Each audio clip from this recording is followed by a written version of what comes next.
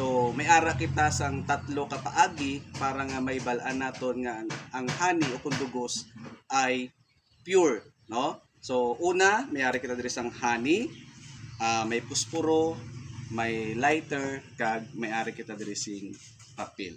So aton na testingan kung paano naton mabalaan kung ini siya bala pure nga honey o kon dugos. So ari ang pusporo. Paano mo balaan nga ang honey ay pure kung ang pusporo magkalayo ini nga may honey. So testingan naton. Makuha kita sang isa ka palito sang pusporo kag honey nga pure kag aton ini nga iula diri sa taklob. So ari guys, no? Ang pusporo kag ang honey. So lantawan nyo. So aton sa isawsaw kag ipakita ta sa inyo kung ang ini nga honey ay pure o kung hindi. So kung magkalayo sa meaning pure. So nakita nyo guys, nagkalayo siya. So buot silingon, pure.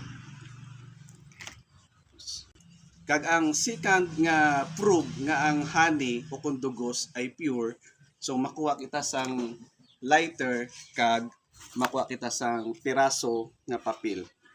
So liwat, kung magkalayo ang ining nga papel, meaning ining honey is pure. So aring papel, aton ini siya bason sang honey.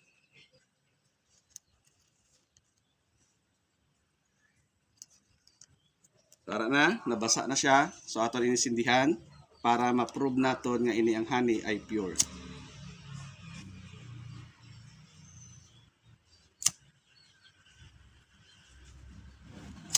So kahangin, no? Para siya, no? Nagkalayo siya. Nice. So meaning ini nga honey ay pure.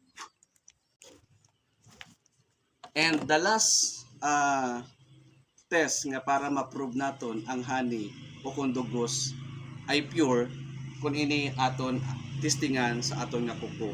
So kung ang honey hindi siya mag-ilig sa kuko, meaning pure ini siya nga honey.